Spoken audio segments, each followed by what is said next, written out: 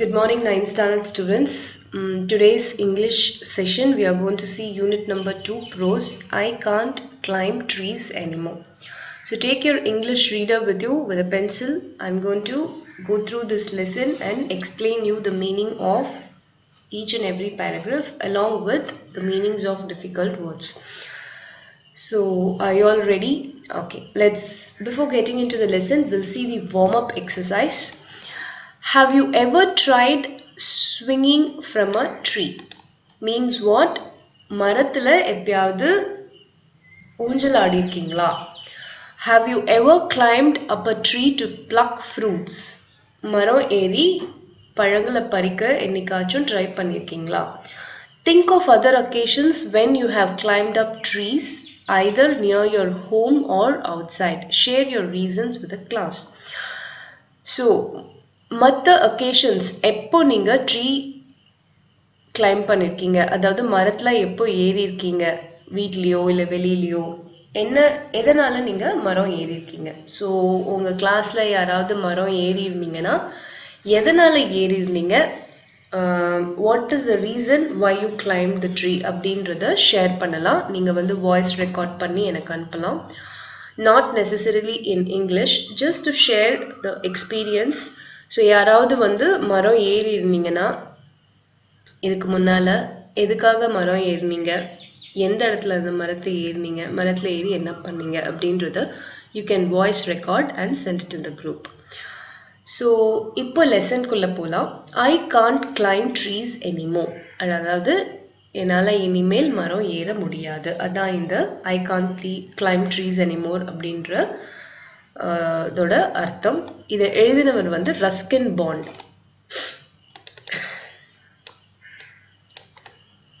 Read the story given below. Find out why the visitor feels that he can't climb trees anymore.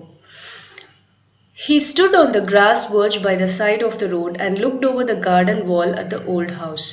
It had not changed much. The old house, built with solid blocks of granite, was not altered at all. But there was a new outhouse and there were fewer trees.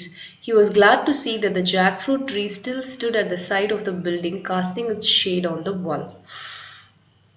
So, ஒருத்தரை பற்றி தான் நம்ம இந்த பேராகிராஃபில் சொல்கிறோம். He stood on the grass verge. ஒரு ரோடுக்கு பக்கத்தில் grasses இருக்கு. அந்த கிராஸஸோட எண்ட், வேர்ஜ்னா எண்டில் நின்று ஒரு பழைய வீடு, அந்த வீடோட கார்டன் வாலை அவர் பார்த்துட்டு இருக்காரு. ரொம்ப பெருசா எதுவும் மாறல, ஆனால் ஓல்ட் ஹவுஸ் நல்லா சாலிட் பிளாக்ஸ் ஆஃப் கிரானைட்ல கட்டப்பட்டிருக்கு. புதுசா ஒரு அவுட் ஹவுஸ் கட்டியிருக்காங்க அண்ட் மரங்கள் கொஞ்சமா இருக்கு. ஒரு ஜாக் ஃப்ரூட் ட்ரீ இருக்கு, அது யாரும் அந்த ஜாக் ஃப்ரூட் ட்ரீயை ரிமூவ் பண்ணல, அது இன்னும் இருக்கு அப்படின்றத அவரு நோட்டீஸ் பண்றாரு. He remembered his grandmother saying, "A blessing rests on the house where the shadow of a tree falls." And so the present owners must also be receiving the tree's blessings. At the spot where he stood there had once been a turnstile, and as a boy he would swing on it, going round and round until he was quite dizzy. Now the turnstile was gone, the opening walled up, tall hollyhocks grew on the other side of the wall. So அந்த மனிதர் நின்று அந்த வீட்டை கவனிச்சிட்டு இருக்கிற மனிதனோட grand mother என்ன சொல்வாங்கன்னா, ஒரு வீட்டோட பிளெஸிங் எங்க இருக்கும்னா, ட்ரீ ஒரு மரத்தோட நிழல் எங்க விழுதோ அங்கதான் ஒரு வீட்டோட பிளெஸிங் இருக்கும் அப்படின்னு அவங்க கிராண்ட் மதர் சொல்லியிருக்காங்க. அதை நினைச்சு பார்க்குறாரு. ஸோ இப்போ இருக்கிற அந்த வீட்டோட ப்ரெசன்ட் ஓனர்ஸும் இந்த ட்ரீயோட பிளெஸிங்ஸை கண்டிப்பாக ரிசீவ் பண்ணிட்டு தான் இருப்பாங்க அப்படின்னு நினைக்கிறாரு. அட் த ஸ்பாட் அவர் எங்கே நின்றுட்டு இருந்தாரோ அந்த இடத்துல ஒரு கொஞ்ச நாள் முன்னாடி ஒரு டேர்ன் ஸ்டைல் இருக்கு. டேர்ன் ஸ்டைல் அப்படின்னா என்னன்னா, நம்ம பார்க்லலாம் நிறைய பார்த்துருப்போம். ஒரு இப்படி ரொட்டேட் ஆகுற மாதிரி ஒன்று இருக்கும். ஒருத்தர் தான் அதில் போகணும், ஒருத்தர் போயிட்டு இப்படி வரலாம். ரொட்டேட் ஆகிற மாதிரி இருக்கும். ஒரு 4 இது வச்சுருக்கோம், ஒரு வழி மாதிரி தான். ஆனால் அதில் டேர்ன் பண்ணுற மாதிரி இருக்கும். டேர்ன் பண்ணிட்டு நம்ம உள்ளே போகலாம். அதே மாதிரி வெளியே வரவங்க டேர்ன் பண்ணிட்டு வரலாம். ஒருத்தர் தான் போயிட்டு வர மாதிரி இருக்கும். ஸோ அதுதான் டேர்ன் ஸ்டைல். அந்த காலத்துல அப்போ வந்து அவர் சின்ன பையனா இருக்கும்போது அந்த இடத்துல அந்த டர்ன் ஸ்டைல் இருந்தது. ஆனா இப்போ அது இல்லை.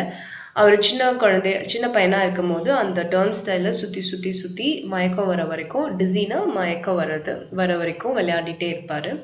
இப்போ அந்த டர்ன் ஸ்டைல் இல்லை. அந்த இடத்துல வந்து வால் போட்டு எழுப்பிட்டாங்க.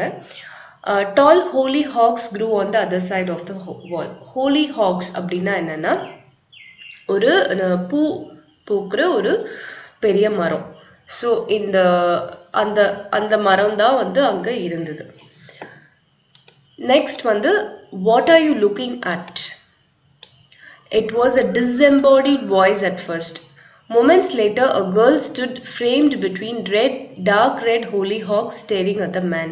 She was only 12 or 13 with lively eyes and long black hair.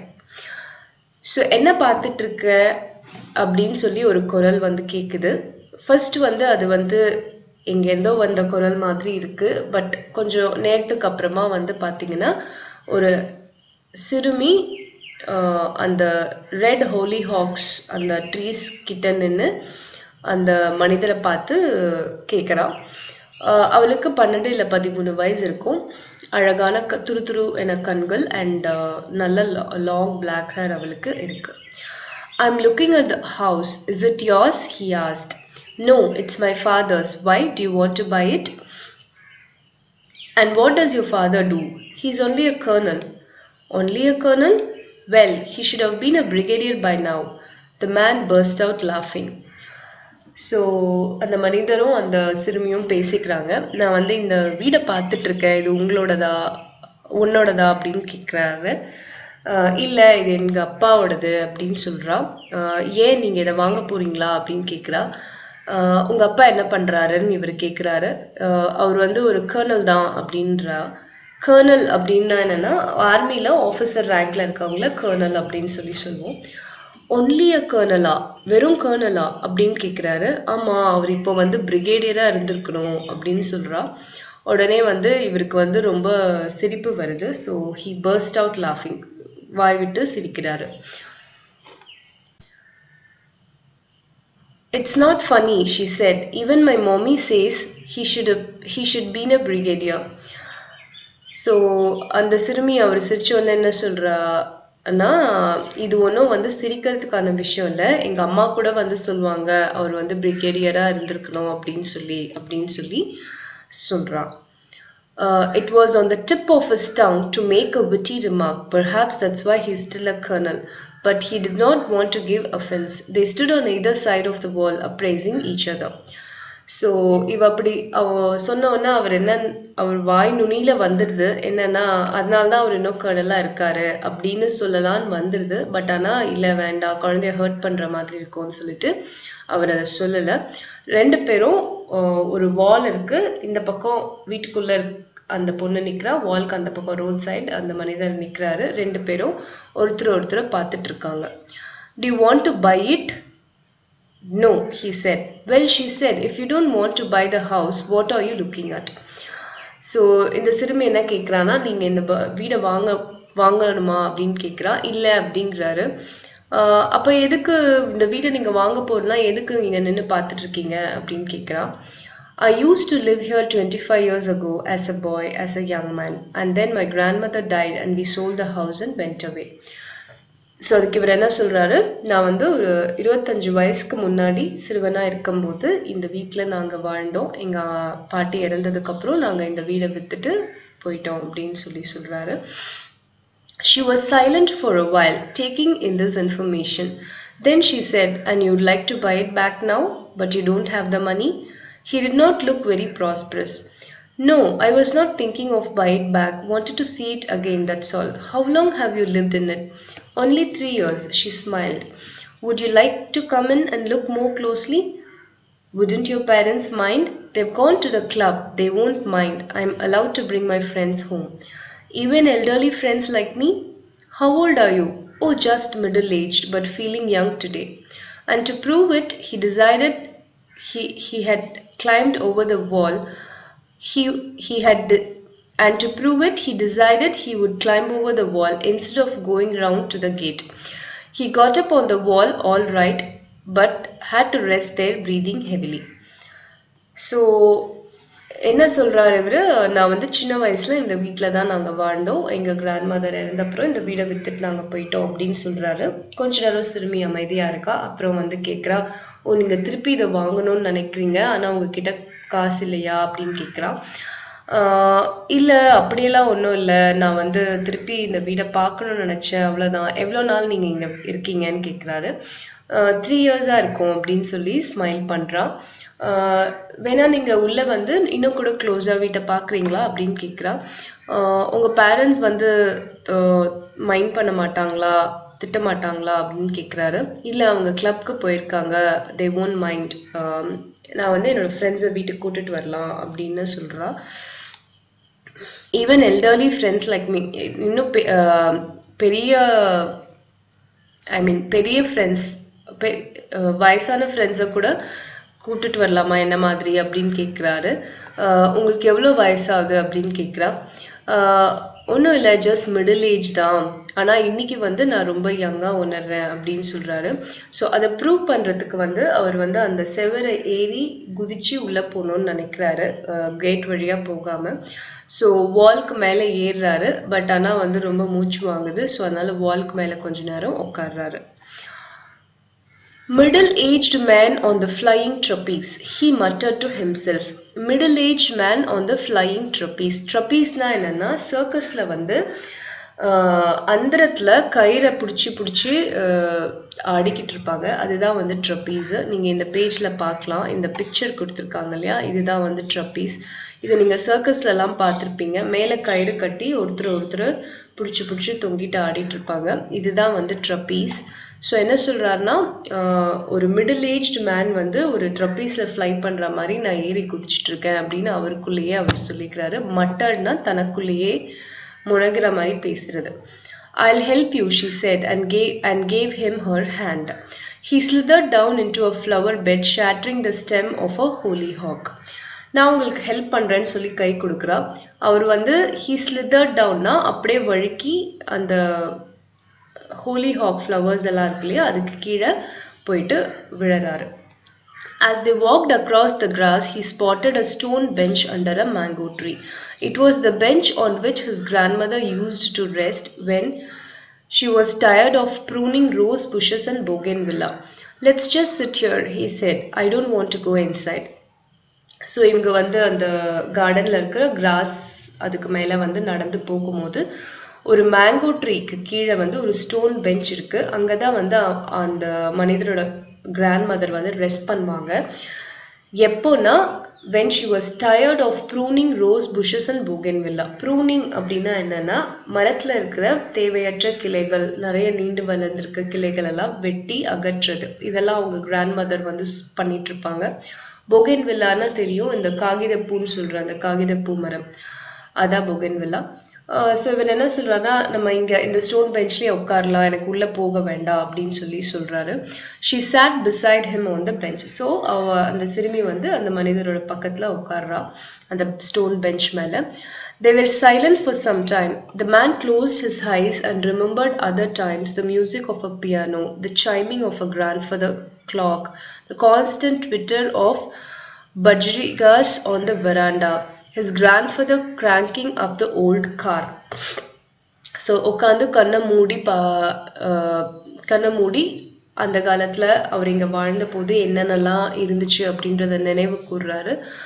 பியானோட music, அப்புறம் ஒரு பெரிய கிளாக் இருந்தது, அந்த கிளாக் டக் டக் டக் அப்படின்னு அந்த minute hour second hand move ஆகும்போது அந்த சத்தம் வரும் இல்லையா பெரிய கிளாக்ல, அது.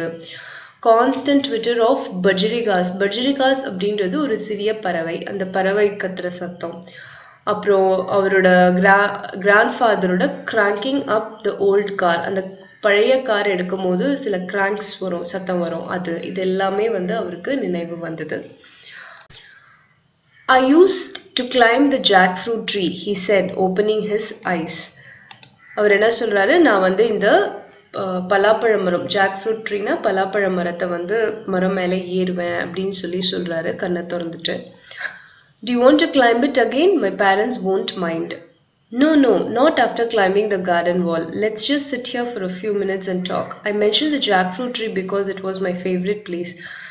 Do you see that thick branch stretching out over the roof?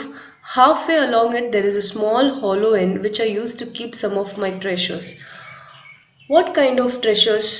Oh, nothing very valuable. Marbles I had one, a book I was not supposed to read, a few old coins I had collected.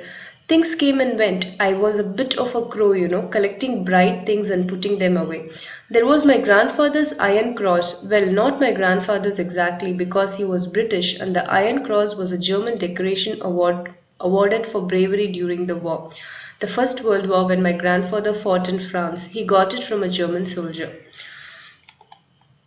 So அவர் என்ன சொல்கிறாருன்னா, நான் அந்த பலாப்பழ மரம் சின்ன வயசில் ஏறுவேன் அப்படின்னு சொல்கிறாரு. திருப்பி நீங்கள் ஏறணுமான்னு கேட்குறா.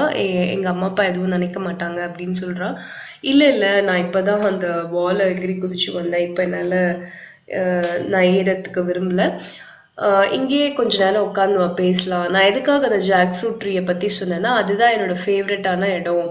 அங்கே ஒரு பெரிய திக் பிரான்ச் இருக்குல்ல, ரூஃப் வரைக்கும் எக்ஸ்டெண்ட் ஆகிற பிரான்ச். அங்கே வந்து அதில் ஹாஃப்வேல வந்து ஒரு ஹாலோ, ஒரு ஓட்டை இருக்குது.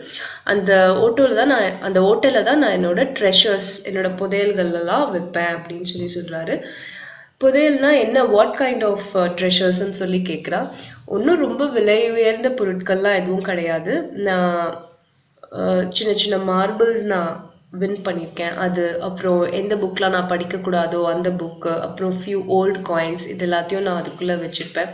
எதெல்லாம் பிரைட் திங்ஸாக இருக்கோ அது எல்லாத்தையும் நான் வந்து ஒழிச்சு வச்சுடுவேன். அப்புறம் எங்கள் தாத்தா வந்து ஒரு அயர்ன் கிராஸ் வச்சுருந்தாரு. அது எங்கள் தாத்தாவோடது கிடையாது. ஒரு ஃபர்ஸ்ட் வேர்ல்டு வாரில் எங்கள் தாத்தா வந்து சண்டை போட்டார். அப்போ ஒரு ஜெர்மன் சோல்ஜருக்கு கொடுத்த அந்த அயர்ன் கிராஸ் அது. அந்த அயர்ன் கிராஸை எங்கள் தாத்தா வாங்கி வச்சுருந்தாரு. அது கூட நான் அங்கே தான் வந்து நான் ஒழிச்சு வச்சுருந்தேன் அப்படின்னு சொல்கிறாரு. Do you still have it? No, he said, looking her in the eyes. I left it in the jackfruit tree.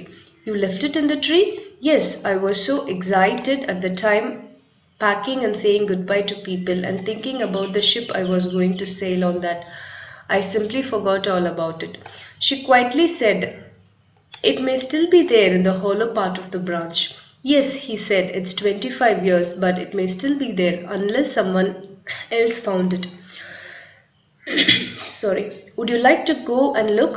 I can't climb trees anymore. So, என்ன சொல்கிறாருன்னா, இந்த சிறுமி கேட்குறா, உங்ககிட்ட இன்னும் அந்த அயர்ன் கிராஸ் இருக்கா அப்படின்னு சொல்லி கேட்குறா. இல்லை, நான் அதை அங்கேயே விட்டுட்ருப்பேன் ஜாக் ஃப்ரூட் ட்ரீலேயே அப்படின்னு சொல்கிறாரு. ட்ரீலே விட்டுட்டிங்களா அப்படின்னு கேட்குறா. ஆமாம், ஏன்னா நான் வந்து அப்போ தான் நாங்கள் பேக் பண்ணி போகிறதுக்கு ரெடி ஆகிட்டு இருந்தோம். அப்போ நான் வந்து ஷிப்பில் போக வேண்டியது. ஸோ அதை பற்றி நான் ரொம்ப எக்ஸைட் ஆகிருந்தேன். அதனால நான் எல்லாத்தையும் மறந்துட்டு அங்கேயே விட்டுட்டு போயிட்டேன் அப்படின்னு சொல்கிறாரு. அப்போது அந்த கேர்ள் சொல்கிறா, ஓகே, மேபி அது அங்கேயே கூட இருக்கலாம் அப்படின்னு சொல்கிறா. ஆமாம், அது எப்படினாலும் 25 years ஆயிடுச்சு, மேபி இருக்கலாம், வேறு யாரும் அதை எடுத்துடலனா அப்படின்னு சொல்கிறாரு. நீங்கள் திருப்பி போய் பார்க்கணுமா, அந்த அந்த இடத்துல போய் பார்க்குறீங்களா அப்படின்னு கேட்குறா.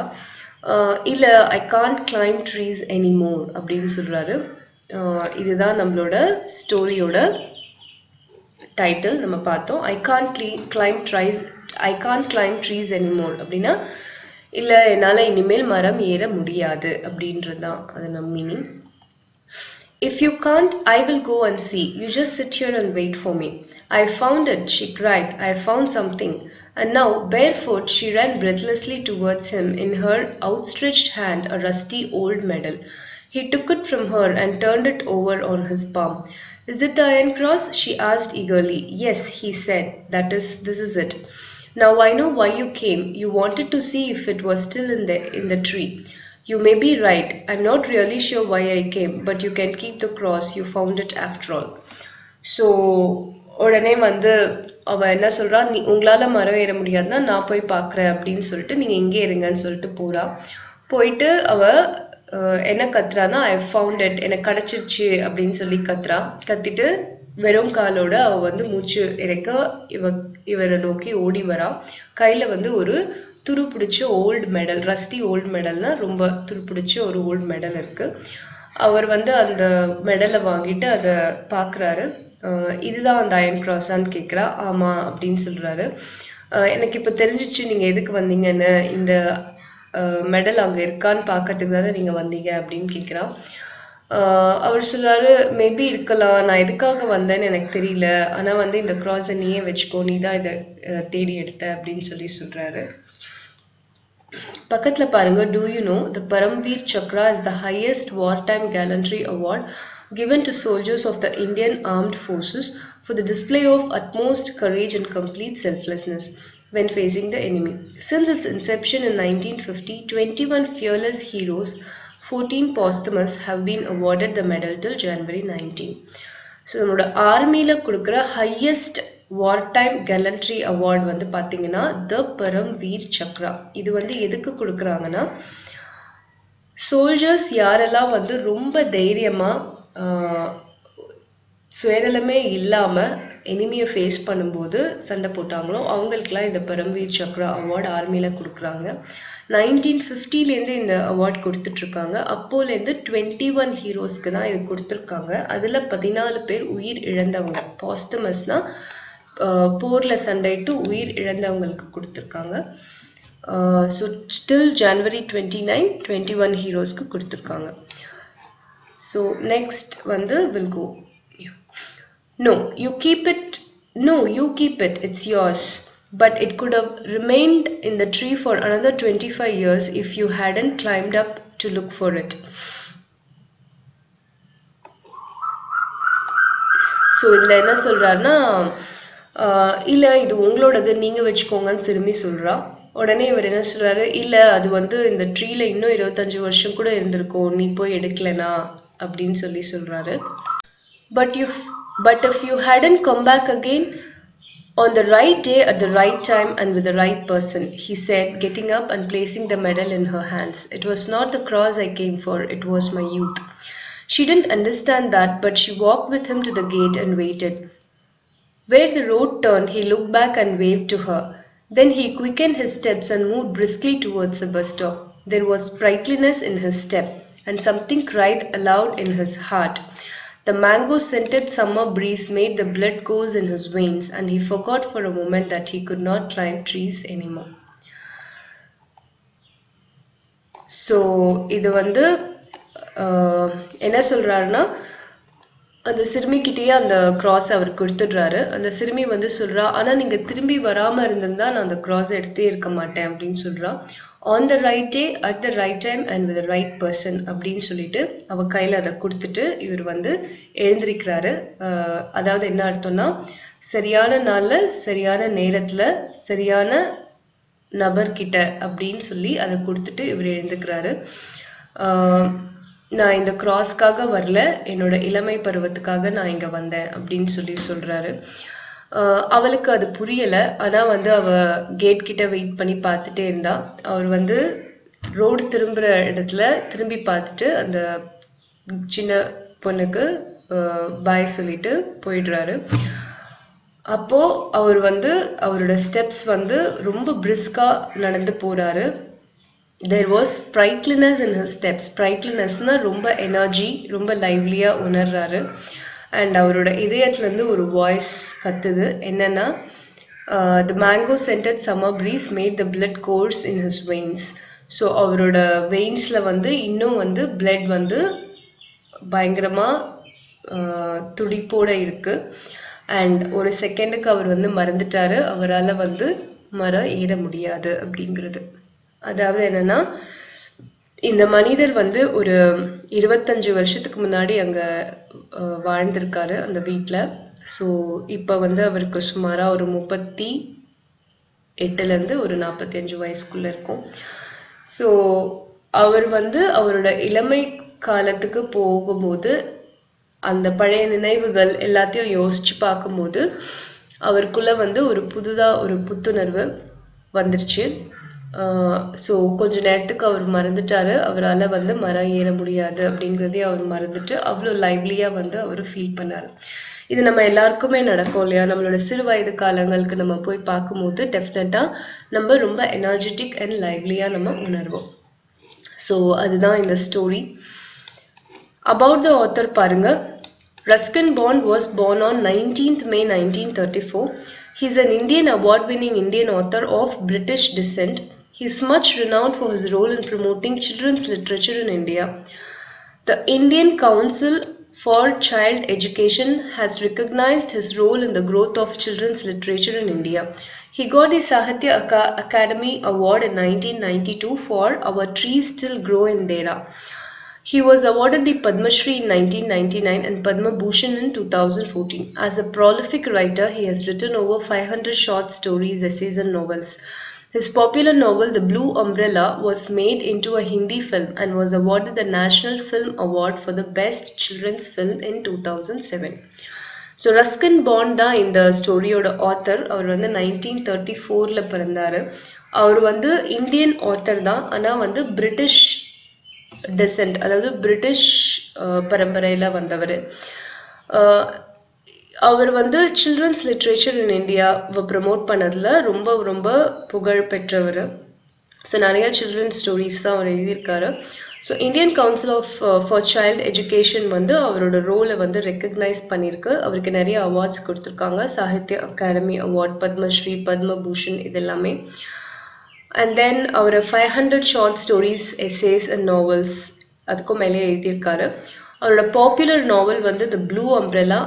அது வந்து ஒரு ஹிந்தி மூவியாக வந்து எடுத்தாங்க. அந்த மூவிக்கு வந்து நேஷ்னல் ஃபில்ம் அவார்டும் கிடைச்சிது and best children's film in 2007 அவார்டும் கிடைச்சிது. So this is about the author. இதுக்கப்புறமா வந்து நீங்கள் இந்த க்ளாசரி வந்து ஃபுல்லாக படிக்கணும். ஏன்னா வந்து இதுலேருந்து கண்டிப்பாக கொஷின்ஸ் வரும். ஸோ க்ளாசரினா மீனிங்ஸ். ஸோ இந்த மீனிங்ஸ் வந்து கம்ப்ளீட்டாக படிச்சிடுங்க. நெக்ஸ்ட் வந்து எக்ஸசைஸ் ஏ பாருங்க. Based on your understanding of the story indicate either true or false against the columns. So இங்கே ஸ்டேட்மெண்ட் கொடுத்துருக்காங்க, அது ட்ரூவா ஃபால்ஸாக நீங்கள் எழுதணும். This is your exercise. You do it by yourself. Next B exercise பாருங்க. Based on your understanding of the story, answer the following questions by choosing the correct answer. So the story I Can't Climb Trees Anymore highlights the importance of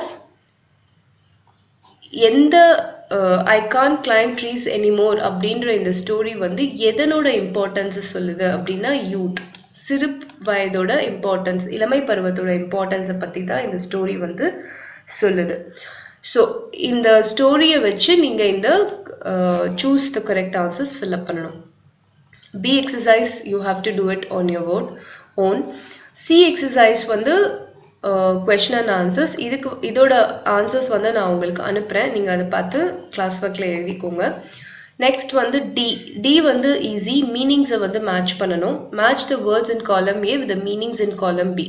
so இந்த மாதிரி match பண்ணணும். இந்த D exercise நீங்கள் பண்ணணும். Next வந்து E பாருங்க. Read these shortened forms of the words and write the full form for the remaining words and complete the table given below. So won't அப்படின்றது எதனோட ஷார்ட் ஃபார்ம்னா will not.